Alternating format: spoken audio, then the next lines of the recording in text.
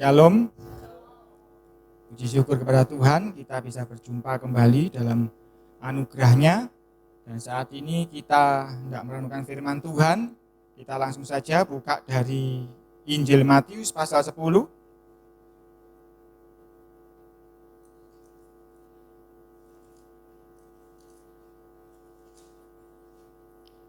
Injil Matius pasal 10 kita akan baca mulai ayat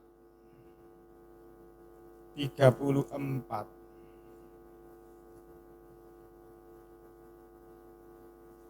Sudah ketemu? Matius 10 mulai ayat 34 kita akan baca. Saya akan bacakan ya.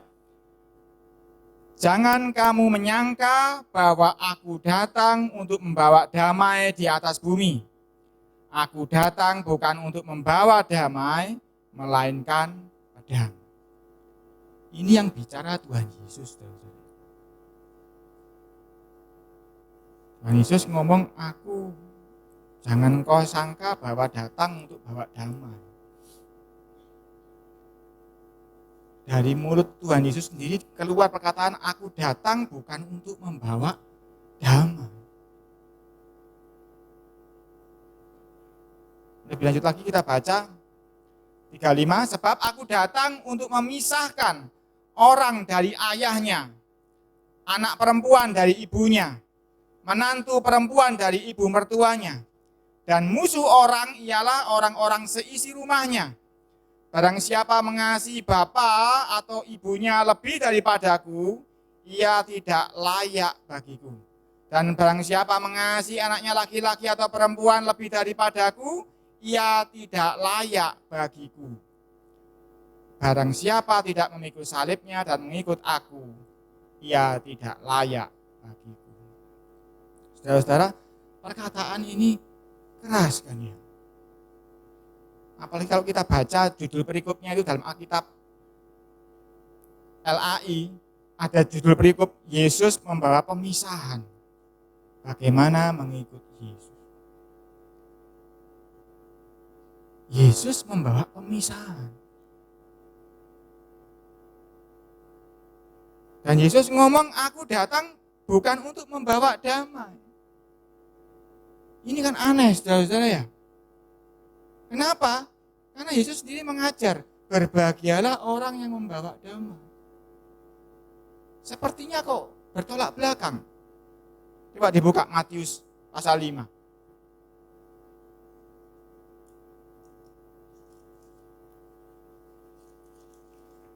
Matius pasal 5 ayat yang ke-9. Berbahagialah orang yang membawa damai, karena mereka akan disebut anak-anak Tuhan. Kenapa kok yang membawa damai disebut anak-anak Tuhan?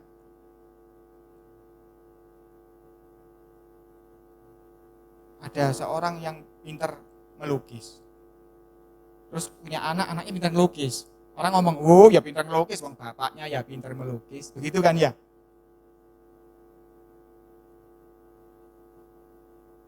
Karena anak dianggap seperti bapaknya. Begitu pula dikatakan berbahagialah orang yang membawa damai, karena mereka disebut anak-anak Tuhan. Berarti Tuhan itu kan membawa damai harusnya. Iya toh? Karena kalau kita baca di Yesaya pasal 9, kita buka saja Yesaya pasal 9. Ini kan nubuatan mengenai Tuhan Yesus. Yesaya 9 ayat 6 itu biasanya dibaca kalau pas Natal ya. Yesaya 9 ayat 6, ayat 5. Yesaya 9 ayat 5, saya bacakan saja ya, supaya cepat. Sebab seorang anak telah lahir untuk kita, seorang putra telah diberikan untuk kita, lambang pemerintahan ada di atas bahunya, dan namanya disebut orang penasihat ajaib, Tuhan yang perkasa, Bapa yang kekal, Raja damai. Karena Tuhan kita itu Raja damai, makanya dikatakan berbahagialah, tadi di Matius pasal 5 ayat 9, berbahagialah orang yang membawa damai, karena dia akan disebut anak Tuhan. Bahkan sangat bertolak belakang dengan yang kita baca di Matius pasal 10. Kita kembali lagi Matius pasal 10 tadi, saudara. Matius 10:34 itu tadi. Kok aneh? Kenapa di sini disebut Yesus sendiri yang ngomong, aku datang bukan untuk membawa damai.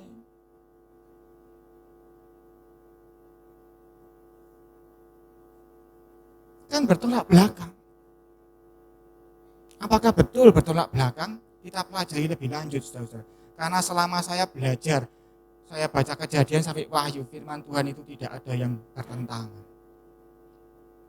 Kita coba buka Markus pasal 7. Ini juga begitu, saudara. Markus pasal 7 ini juga gitu. Kita bertentangan dengan ayat yang tadi berikutnya.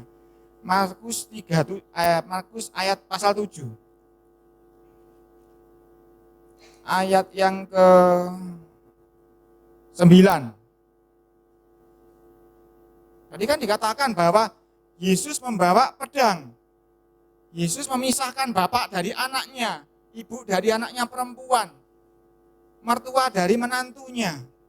Bahkan dikatakan musuh orang itu seisi rumahnya. Musuh seisi rumah mau gegeran. Kita lihat di Markus pasal 7 ayat 7 ayat 9. Yesus berkata pula kepada mereka, sungguh pandai kamu mengesampingkan perintah Tuhan, supaya kamu dapat memelihara adat istiadatmu sendiri. Karena Musa telah berkata, hormatilah ayahmu dan ibumu, dan siapa yang mengutuki ayahnya atau ibunya harus mati. Ini yang ngomong juga Tuhan Yesus loh. Seorang anak harus hormat kepada bapak dan ibunya. Kalau anak itu mengutuki bapak ibunya, dikatakan harus mati. Ngeri kan? Jadi, mana yang benar? Di sini Yesus ngomong, seorang anak harus menghormati.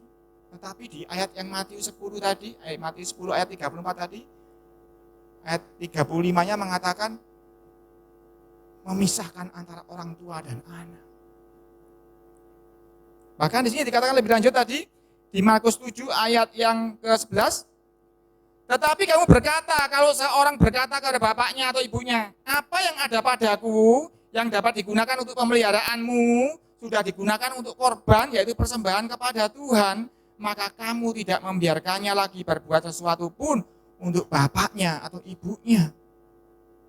Yesus juga nggak mau loh kalau ada anak ngomong, Pak, uangku tak pakai untuk pekerjaan Tuhan, jadi aku nggak bisa ngopeni kamu ya Pak ya di masa tuamu. Nggak boleh loh, tidak ada alasan. Yesus ngomong soal Tuhan pun tidak boleh menjadi alasan untuk seorang anak memelihara orang tuanya di masa tuanya.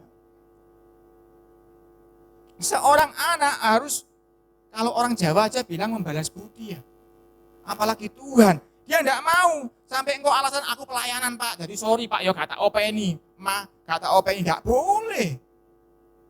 Engkau mau pelayanan, engkau mau katakan persembahan untuk Tuhan pun enggak boleh jadi alasan seorang anak untuk tidak memperhatikan orang tuanya. Anak-anak ya, perhatikan ini, tidak boleh ada alasan apapun untuk engkau tidak menghormati orang tuamu. Walaupun kau sudah kaya, sudah berhasil, sudah pintar sekolah, jangan pernah engkau tidak menghormati orang tuamu. Yang ngomong Yesus sendiri.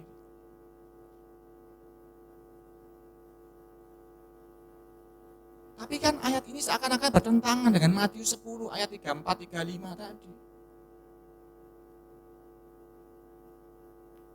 Baca Matius 22, ini juga katanya Tuhan Yesus. Matius 5 lagi, Matius 5. Matius 5 ayat yang ke-22.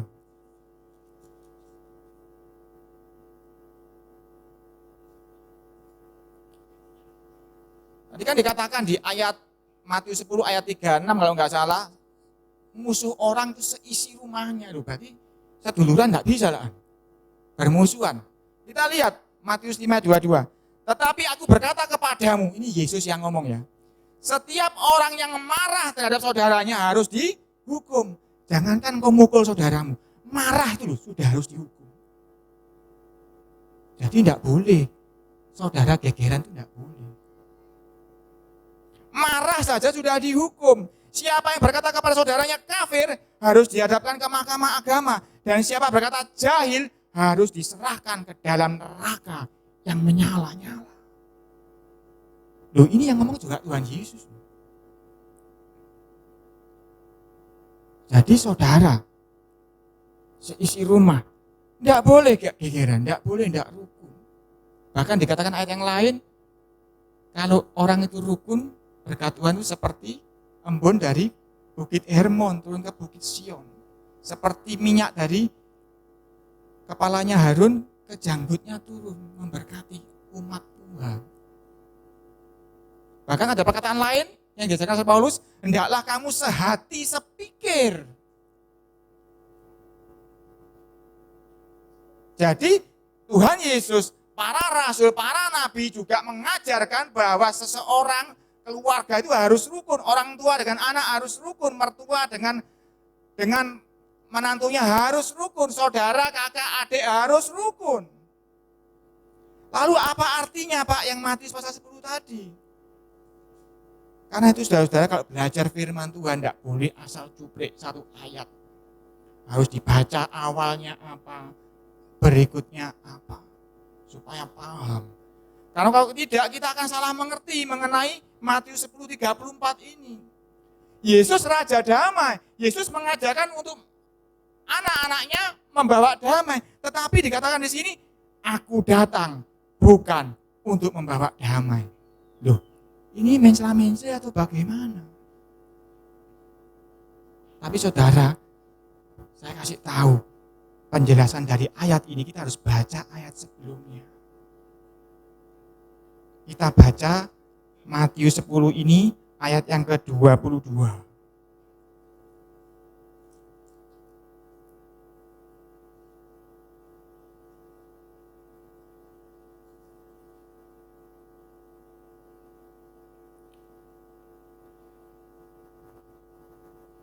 Mulai aja, mulai ayat 16 biar jelas. Jadi Matius 10 ayat 16. Kalau kita baca perikopnya yang ditulis di Alkitab kita, penganiayaan yang akan datang dan pengakuan akan Yesus. Berarti sebetulnya ayat-ayat ini sedang bicara mengenai masa yang akan datang. Kita lihat ayat 16. Lihat, aku mengutus kamu seperti domba ke tengah-tengah serigala. Sebab itu hendaklah kamu cerdik seperti ular dan tulus seperti merpati. Tetapi waspadalah terhadap semua orang, karena ada yang akan menyerahkan kamu kepada majelis agama, dan mereka akan menyesah kamu di rumah ibadatnya. Ini Yesus sedang ngomong soal akhir zaman. Kita disuruh waspada terhadap semua orang, karena semua orang itu bisa saja menyerahkan engkau kepada mahkamah. Dikatakan di sini akan menyesah kamu di rumah ibadatnya. Rumah ibadat yang mana ini? Karena sekarang agama itu macam-macam. Termasuk agama-agama sekuler itu sudah tidak karu-karuan. Bahkan sekarang ada orang-orang yang lebih memuliakan COVID ketimbang Tuhan. Jadi harus waspada karena bisa saja setiap orang bisa menyerahkan. Bahkan saudaranya pun bisa diserahkan. Hanya karena takut mati. Hanya karena takut begini, takut begitu. Di Amerika, saudara-saudara, dulunya tetanggaan baik. Begitu sudah mengenai COVID ini, lapor dia. Pak, lapor, dia nggak pakai masker. Datangnya orang ditangkap. Jadi saudara pun bisa saling menyerahkan. Ini bicara mengenai akhir zaman, ayat 18. Dan karena aku, kamu akan digiring ke muka penguasa-penguasa dan raja-raja sebagai suatu kesaksian bagi mereka dan bagi orang-orang yang tidak mengenal Tuhan. 19. Apabila mereka menyerahkan kamu, janganlah kamu khawatir akan bagaimana dan akan apa yang harus kamu katakan. Karena semuanya itu akan dikaruniakan kepadamu pada saat itu juga. Jadi di akhir zaman, saudara akan mengalami seperti itu, jangan khawatir. Roh Kudus akan memberikan engkau hikmat untuk menjawab, untuk berbicara. Ayat 20. Karena itu bukan kamu yang berkata-kata, melainkan roh Bapakmu, dia yang akan berkata-kata di dalam kamu. Ayat 21. Orang akan menyerahkan saudaranya untuk dibunuh. Demikian juga seorang ayah akan anaknya. Dan anak-anak akan memberontak terhadap orang tuanya dan akan membunuh mereka. Anak membunuh orang tuanya. Orang tua juga begitu. Akan bikin sengsara anaknya. Saudara ya gitu kan. Orang akan menyerahkan saudaranya untuk dibunuh. Saya dulunya tidak paham bagaimana mungkin saudara menyerahkan saudaranya untuk dibunuh. Ternyata bisa, dengan zaman sekarang aja sudah mulai kelihatan.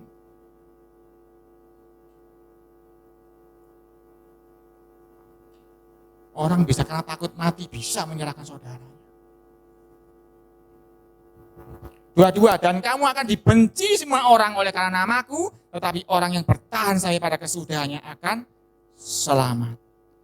23, apabila mereka menganiaya kamu dalam kota yang satu, larilah ke kota yang lain.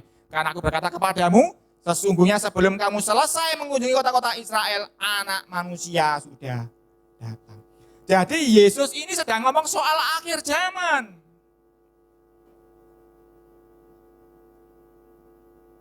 Kalau saudara baca langsung Matius 10:34, saudara akan bingung. Tapi kalau saudara baca dari awalnya, ini sambungannya. Yesus lagi ngomong soal akhir zaman dan dia berkata ayat 34, saya bacakan lagi. Jangan kamu menyangka bahwa aku datang untuk membawa damai di atas bumi. Aku datang bukan untuk membawa damai, melainkan pedang. Ini kedatangan Tuhan Yesus di akhir zaman. Jadi kedatangannya Yesus yang pertama di Bethlehem, dia Raja Damai, dia membawa damai, dia mengajarkan anak-anaknya untuk menjadi pembawa damai. Untuk hidup rukun, sehati, sepikir, untuk saling mengasihi. Bahkan marah pun dosa dianggap sama Tuhan. Marah sama saudaranya harus dianggap dosa. Bayangkan Tuhan begitu ketatnya menjalankan hukum ini. Karena itu, jangan sampai saudara bingung baca ayat ini. Loh, Tuhan Yesus gak bawa damai kok tadi. Geger, saudaranya gak apa-apa. Gak boleh. Marah pun sudah berdosa di hadapan Tuhan. Bayangkan, marah dok loh. Sudah salah di hadapan Tuhan. Matius 10:34, 35, 36 dan seterusnya ini bicara mengenai kedatangan Yesus yang di akhir zaman. Saya tidak ngomong kedua ketiga karena Alkitab nggak pernah ngomong kedua ketiga.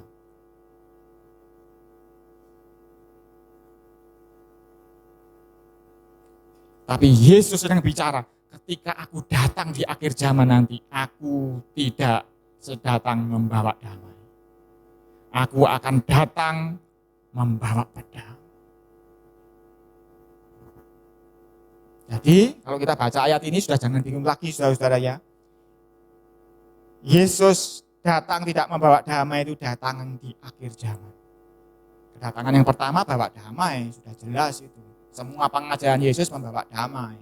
Jadi jangan sampai saudara salah mengerti, lalu tidak membawa damai. Saudara keliru, saudara berarti tidak akan dikenal Tuhan. Bukan anakku ini tidak bawa damai. Jadi pada akhir zaman, Yesus akan membawa pemisahan. Seperti ayat 35. Sebab aku datang untuk memisahkan orang dari ayahnya. Yang memisahkan siapa? Yesus. Jangan saudara memisahkan loh, jangan loh.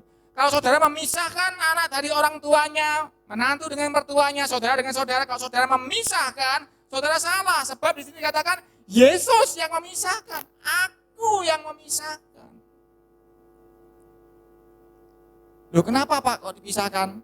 Kita baca di Matius pasal 13. Matius 13 kita baca mulai ayat yang ke-47.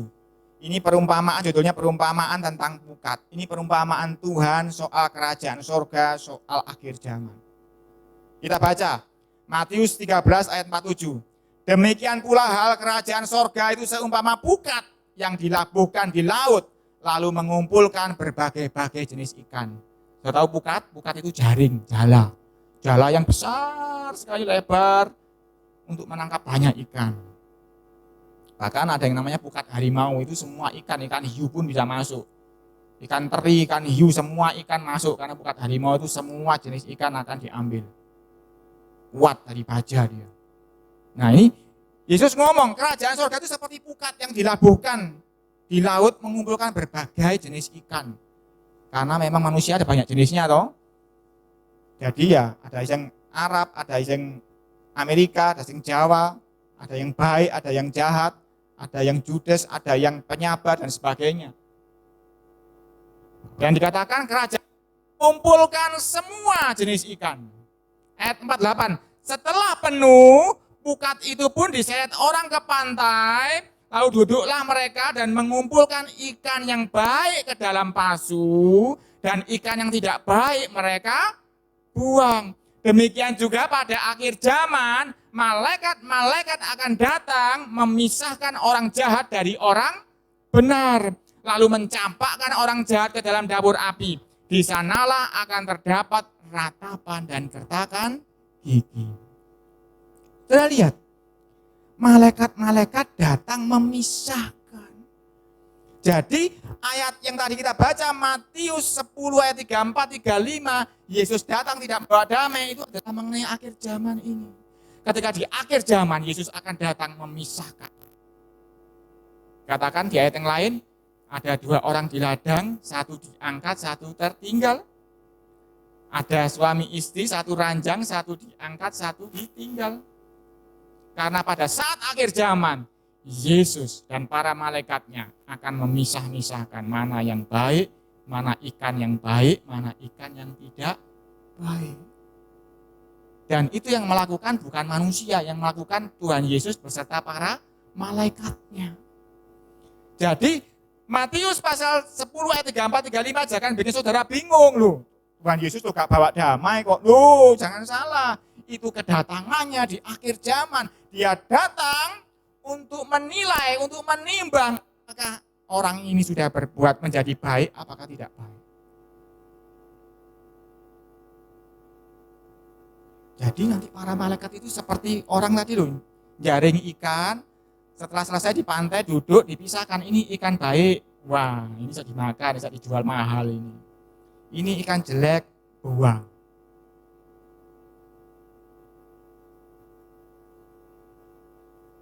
Nah, saudara masuk ikan yang baik, apakah ikan yang jelek?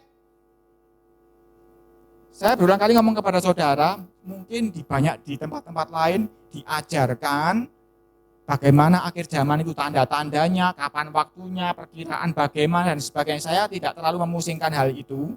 Saya lebih penting bagaimana saudara nanti masuk kerajaan surga. Tidak tahu waktunya, tidak apa-apa, memang dia seperti pencuri nanti datangnya. Yang penting ketika dia datang, saudara didapati ini ikan yang baik. Jangan sampai saudara dapati ini ikan yang tidak baik, dibuang.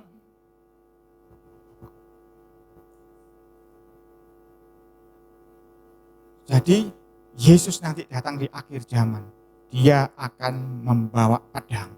Dia akan memisahkan mana ikan yang baik, mana ikan yang tidak baik. Saudara lihat kerajaan surga seperti jala. Jala berarti ditangkap Tuhan Yesus kan?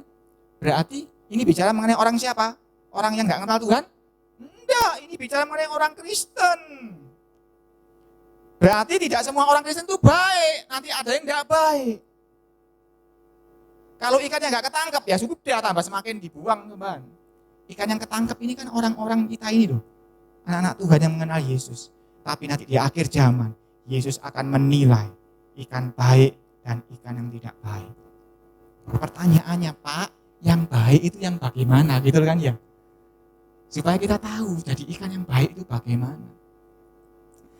Ayat 48 ini saya pelajari. Ikan yang baik itu maksudnya apa sih?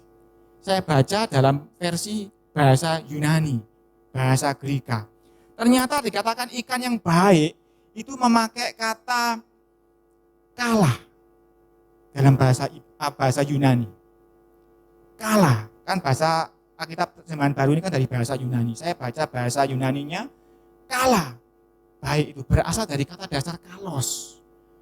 Dan luar biasanya kalos itu tidak cuma artinya baik saja. Dikatakan begini, kalos itu artinya gini, baik kelihatannya seperti di dalamnya. Nah, jadi kalos itu artinya begitu. Tidak sekedar cuma baik, oh ini baik, enggak. Kalau ada ikan, saudara pernah kan di pasar beli ikan, oh bagus ya, kayak itu aneh, oh bagus seger, dibuka bosok, pernah kan? Ternyata busuk, karena itu kita buka insangnya, lihat matanya, dibau-bau, dipencet-pencet gitu ya kalau milih ikan ya. Tapi kalau para nelayan nggak ahli, pegang gini, tahu sudah, nggak usah dibuka-buka insangnya, sudah tahu dia pegang gini, wah jelek ini buang, bagus. Nah ternyata dikatakan dalam pasal 48 ini, mereka dan mengumpulkan ikan yang baik ke dalam pasu. Ternyata baiknya itu memakai kata kala dari kata dasar kalos yang artinya seperti itu. Kelihatan baik di luar seperti di dalamnya. Jadi baik di sini adalah baik di luar, baik di dalam.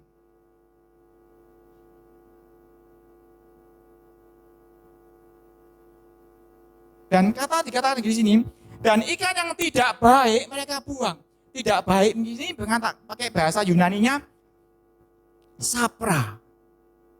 Dari kata dasar sapros, artinya busuk atau terlalu matang.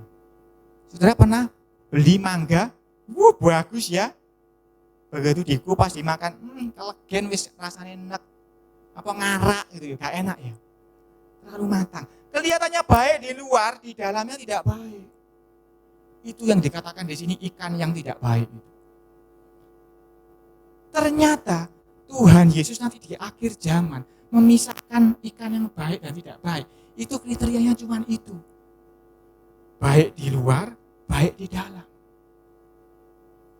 Ikan tidak baik itu kelihatannya baik. Karena apa? Ini bicara mengenai orang Kristen kan. Kelihatannya baik, di dalam tidak baik. Jadi saudara-saudara, kalau saudara nanti kepingin ketika Yesus datang di akhir zaman, mengadakan pemisahan, dan saudara didapati jadi ikan yang baik, saudara harus jaga apa yang baik di luar ini sebagai orang Kristen, sampai ke dalam hatimu, engkau harus baik. Kalau tidak, Yesus pun ngomong, engkau membangkitkan orang mati demi namaku, aku tidak kenal engkau. Aku menyebut-nyebut namamu Tuhan, aku memuji Tuhan, aku menari-nari, aku berkhotbah, aku beramal, aku luar biasa baiknya. Tuhan ngomong, aku tidak kenal kamu, hai pembuat kejahatan. Ternyata kriterianya cuma sederhana. Yesus akan melihat engkau baik di luar sampai ke dalam hatimu harus baik. Ini yang harus kita waspada. Karena itu banyak hamba-hamba Tuhan yang hebat-hebat itu ngomong, aku cuma mencari perkenan Tuhan. Apa yang diperkenan Tuhan? Ya ini, engkau baik kelihatannya di luar sebagai orang Kristen, sampai ke dalam hatimu engkau harus baik. Ini yang seringkali saya ajarkan juga, papi mami ajarkan. Matius 5, kita buka ayat 37. Ini juga perkataan Yesus. Matius 5 ayat 37. Jika iya, hendaklah kamu katakan iya. Jika tidak, hendaklah kamu katakan tidak. Apa yang lebih daripada itu berasal dari si jahat. Ini sering kali saya sampaikan. Tapi juga sering sampaikan. Kalau iya ya iya, enggak ya enggak. Tidak ada tipu muslihat. Tidak ada intrik dalam hati, dalam pikiran. Apa adanya, putih ya putih, merah ya merah, hijau ya hijau. Ngomong apa adanya. Baik di luar, baik di dalam. Tidak ada, oh iya macam guyu di dalamnya merengkel. Gitu ya. Itu nanti jadi ikan yang tidak baik. Yang kelihatannya di luar baik, di dalamnya busuk. Di dalamnya kematangan bonyok kalau buah itu. Tetapi kita harus menjadi seperti ikan yang baik, yaitu kalos tadi itu. Kalos, baik di luar seperti yang di dalamnya. Kalau iya, katakan iya. Kalau tidak, katakan tidak. Kalau anu, itu tanda tanya sudah. Karena tidak apa adanya. Itu saya sering kali ngajarkan ke anak saya.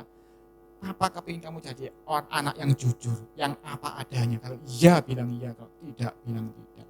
Karena apa? Karena ini kriteria di akhir zaman. Yesus memisahkan ikan yang baik dan tidak baik. Bukan pelayananmu yang hebat, bukan karunia-karuniamu yang hebat, bukan. Yesus hanya melihat engkau baik di luar, baik di dalam. Jadi saudara-saudara, engkau tidak bisa khotbah, tidak apa-apa.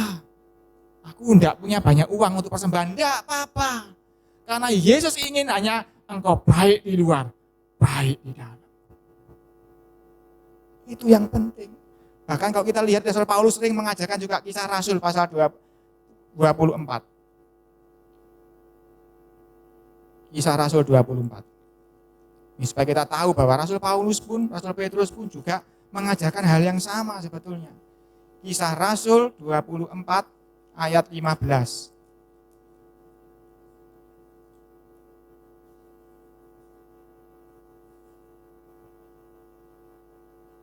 Ini Rasul Paulus ketika ditangkap oleh para mahkamah ya. Kisah Rasul 24 ayat 15. Aku menaruh pengharapan kepada Tuhan sama seperti mereka juga bahwa akan ada kebangkitan semua orang mati.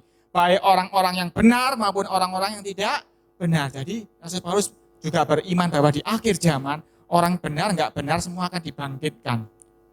Ayat 16, sebab itu aku senantiasa berusaha untuk hidup dengan hati nurani yang murni di hadapan Tuhan dan manusia. Kenapa Rasul Paulus mengatakan yang benar nggak benar semua dibangkitkan? Ya karena mau dipisah-pisah sama Tuhan. Mana yang baik, mana yang tidak baik. Rasul Paulus tahu hal itu. Karena itu dia ngomong, sebab itu aku senantiasa berusaha untuk hidup dengan hati nurani yang murni. Perhatikan, Rasul Paulus nggak ngomong, aku berusaha hidup jadi kaya. Bukan, aku berusaha hidup banyak karunia. Bukan, aku berusaha hidup untuk menjadi hebat, terkenal. Tidak. Dia ngomong, aku berusaha untuk hidup dengan hati nurani yang murni. Di hadapan Tuhan maupun manusia. Ini loh yang dikatakan tadi Yesus ngomong ya, tidak, ngomong tidak. Ini loh maksudnya tadi, baik di luar, baik di dalam. Sesuatu hati nurani yang murni. Dan ini zaman sekarang semakin luntur hati yang murni. Saudara akan nanti menjumpai banyak orang baik tapi di dalamnya tidak baik. Karena mereka tidak murni. Kenapa Yesus ngomong kita harus melewati urapan api? Karena dengan api itu emas dimurnikan. Dimurnikan itu artinya biar ada emas saja, yang lain besi, karat, seng, logam, tembaga semuanya hilang semua. Ketika dibakar suhu yang tinggi tinggal emas, yang lain habis menguap. Karena itu setiap orang akan mengalami dapur api dalam hidupnya. Untuk dimurnikan. Seperti Rasul Paulus ngomong, aku berusaha senantiasa untuk punya hati nurani yang murni. Ini yang harus kita perjuangkan. Kalau saudara ingin di akhir zaman, ketika Tuhan membawa pemisahan, dia mendapati engkau ikan yang baik. Engkau harus jaga hatimu murni. Baik di luar, baik di dalam. Ngomong hijau di luar, di dalam juga hijau. Merah ya merah. Jangan ada dusta, jangan ada pencitraan. Karena pencitraan itu kelihatannya di luar baik, di dalamnya busuk. Rasul Paulus pun ngomong, aku berusaha senantiasa hidup dengan hati nurani yang murni. Tidak cuma di hadapan Tuhan ya, di hadapan Tuhan dan manusia. Ini yang harus kita jaga saudara-saudara sampai akhir zaman. Kalau tidak percuma, nanti Yesus akan ngomong, aku tidak kenal engkau. Kita baca lagi 1 Timotius. Ini Rasul Paulus beri nasihat kepada anak rohaninya Timotius. 1 Timotius pasal 1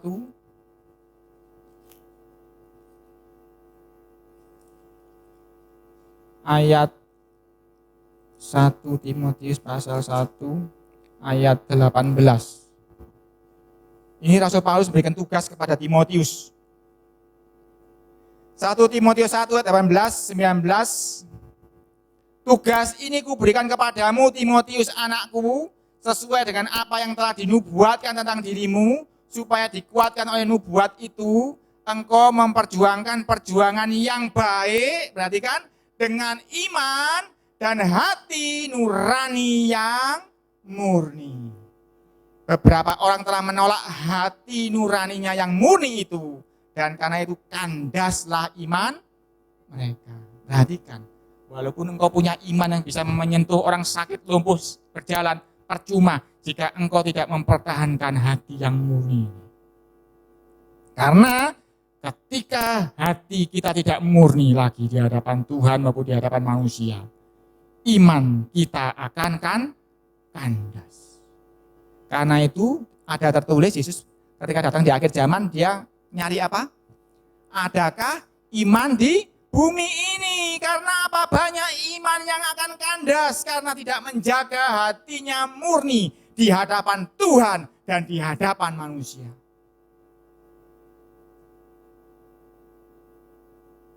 Jadi kalau saudara nanti mau menjadi ikan yang baik ketika malaikat datang memisahkan di akhir zaman, saudara harus jaga hati, pikiranmu murni.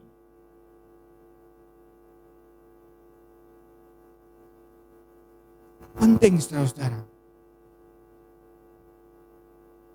Karena saya masih ingat kesaksian dari mbahnya Pak Men ya, Bu Sukeni ya, Bu Bahma ini ya. Dia pernah mati di sorga, cuma ditanyai sama Tuhan Yesus, kamu diajar apa di gereja itu? Haleluya.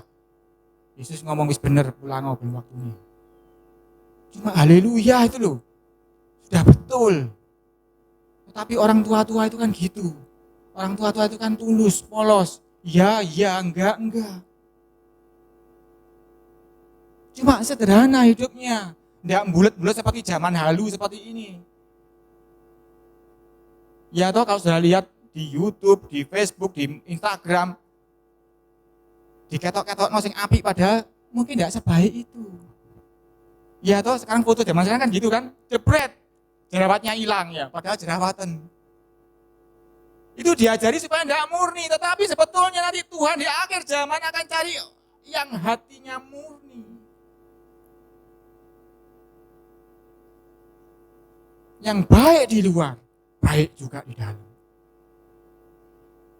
Karena itu dia ngomong, Rasul Paulus ngomong kepada Timotius, memperjuangkan perjuangan yang baik dengan iman dan hati nurani yang murni, supaya imannya tidak kandas. Aku percaya Yesus Pak, walaupun tidak murni. Iya, nanti kalau Tuhan ngomong nggak kenal kamu nanti. Karena Yesus itu murni. Dia maha kudus, murni sekali. 1 Petrus pasal 3. Itu juga sama, mengajarkan hal yang sama. 1 Petrus pasal 3 ayat yang ke-15.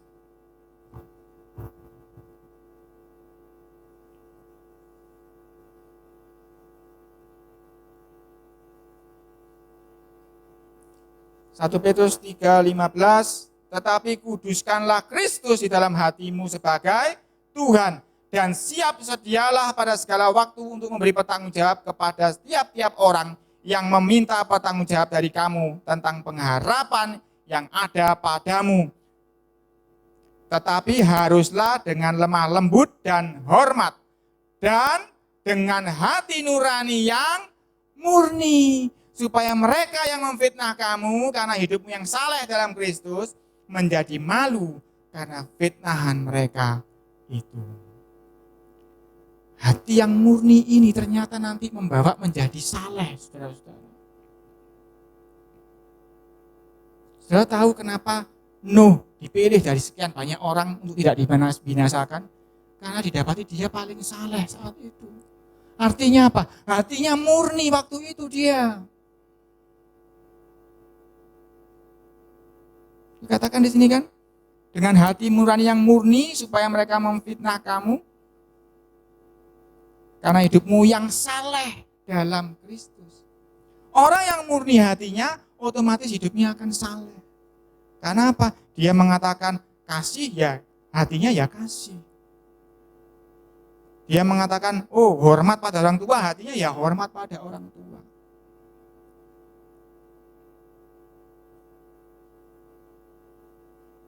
Ayo orang tua yang punya anak, kalau anakmu sudah bisa ngasih kamu uang, terus ngasih kamu baik dibentak-bentak, mau enggak? Enggak mau kan? Karena apa? Enggak murni berarti. Kalau murni walaupun ngasih uang, ngomongnya tetap halus, tetap hormat. Ya, anak-anak ya, hati-hati ya, nanti kalau sudah punya uang, bisa kerja, terus bisa memberi orang tua, jangan ngomong kasar pada orang tuamu. Itu enggak murni berarti hatimu. Kalau hatimu murni hormat, walaupun sudah bisa ngasih uang, tetap hormat, tetap Pak, Bu. Ngomongnya tetap halus, baik, hormat. Kalau enggak, orang tuamu tetap enggak suka, tetap enggak akan senang, walaupun berkasih 1 miliar pun enggak akan senang hatinya. Tetap harus ngomongnya lemah lembut kepada orang tua. Rasul Petrus pun ngomong, kesalehan itu soal hati yang murni. Dan harus dijaga hati yang murni itu.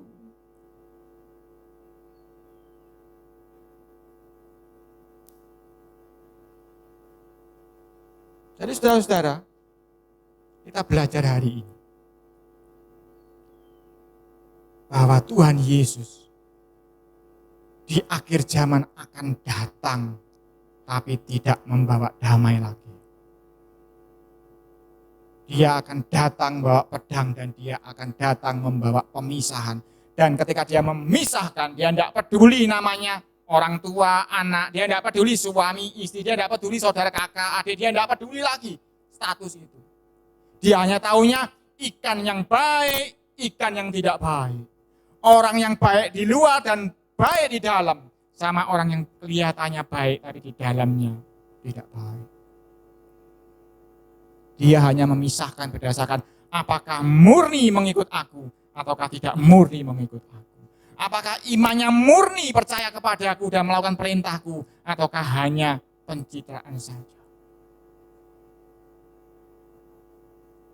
Dan Yesus akan datang seperti pencuri.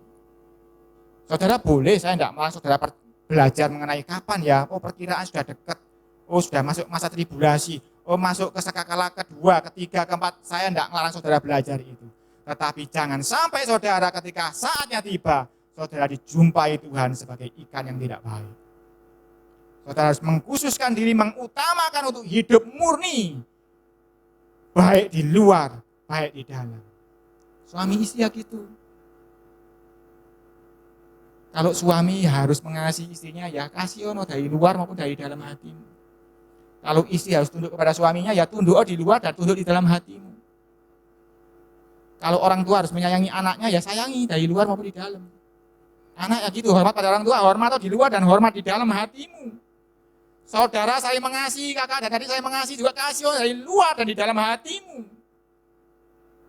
Begitu pula orang yang bertetangga, orang yang berteman, orang yang bekerja, punya rekan-rekan sejawat. Baik di luar, harus baik di dalam.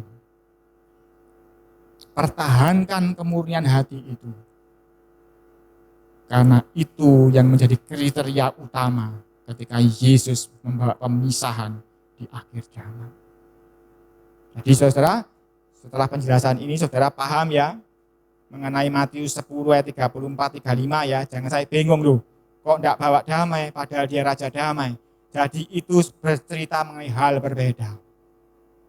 Dia datang, seorang putra lahir di Bethlehem, dia raja damai. Tapi ketika akhir zaman dia datang, dia tidak lagi membawa damai. Dia datang membawa pemisah. Kalau sudah paham, kita baca 1 Matius pasal 13 tadi. Pakai penutup Matius 13.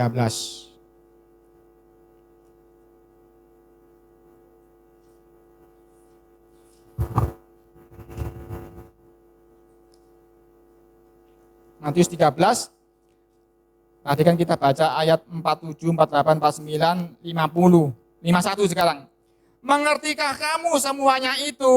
Mereka menjawab, ya kami mengerti. Sudah mengerti semua ya.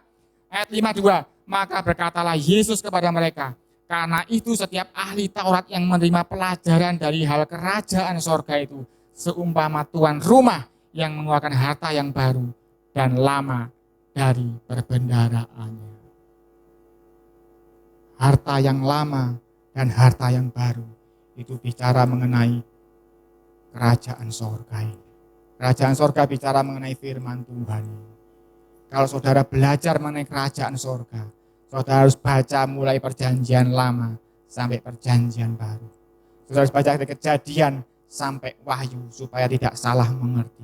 Supaya saudara tahu urutannya, sambungannya, supaya paham semua. Tetapi hari ini, nggak mungkin kalau kita bahas semua, tetapi hari ini kita punya satu clue, punya satu petunjuk di akhir zaman nanti Tuhan akan mencari orang-orang yang murni hatinya, yang baik di luar, baik di dalam. Pertahankan iman itu, pertahankan hati itu. Mari kita minta Roh Kudus pimpin kita. Rana matu sikuni mikiatu rakana masita rana matu kana mata kasih. Tuhan Roh Kudus, Engkau yang menyelidiki hati Bapa, Engkau juga yang menyelidiki hati kami. Engkau yang tahu apa yang tampak di luar kami, Engkau yang tahu apa yang tampak di dalam kami. Karena itu Roh Kudus, kami perlu pimpinanmu, kami perlu pertolonganmu untuk bisa punya hati nurani yang murni ini Tuhan. Supaya kami belajar sinkron antara yang di luar dan di dalam. Supaya kami belajar hidup di dalam kebenaran, kekudusan di luar maupun di dalam. Di hadapan Tuhan maupun di hadapan manusia. Supaya kami tidak abu-abu. Kalau putih ya putih, kalau hitam ya hitam. Tuhan, kami tahu ketika Engkau menyelamatkan kami, Engkau sudah berikan jubah yang putih itu buat kami pakai. Jubah kekudusan itu biar kami belajar mempertahankannya tetap kudus, tetap murni sampai akhir zaman. Ketika Engkau datang dengan para malaikat-Mu membawa pedang, membawa pemisahan itu Tuhan. Biarlah kami belajar untuk murni saling mengasihi. Orang tua dengan anak saling mengasihi. Anak hormat pada orang tuanya. Suami istri juga saling mengasihi. Suami menyayangi istrinya, istri tunduk pada suaminya. Saudara-saudari saling mengasihi di dalam Tuhan. Ajarkan iman, pengharapan, dan kasih yang murni itu Tuhan. Dan mampukan kami bertahan sampai kesudahannya. Sampai akhir masa, sampai Engkau datang kembali untuk membawa pemisahan itu ya Tuhan. Kami tidak mampu berjalan sendiri ya Tuhan, tapi Roh Kudus yang akan memimpin kami, menopang, menolong kami. Supaya kami Engkau dapati sebagai ikan yang baik. Supaya kami layak untuk tinggal diam dalam kerajaan-Mu Tuhan. Ampuni kami Tuhan bila mungkin selama ini dengan pencitraan. Kami mungkin masih tidak cocok antara luar dan dalam. Tetapi hari ini kami belajar menjadi kalos. Terlihat baik di luar seperti di dalamnya. Mampukan kami ya Tuhan. Sebab kami tidak mampu berjalan sendiri. Ya Tuhan, hamba-Mu berdoa supaya semua yang mendengar firman Tuhan ini diberikan kuasa untuk memurnikan hatinya. Untuk berjalan menjadi anak-anak-Mu yang baik di luar, baik di dalam. Terima kasih Tuhan untuk firman Tuhan pagi hari ini. Biarlah firman-Mu berkuasa mengubah kami menjadi sesuatu yang baru. Di dalam nama Yesus, haleluya. Amin.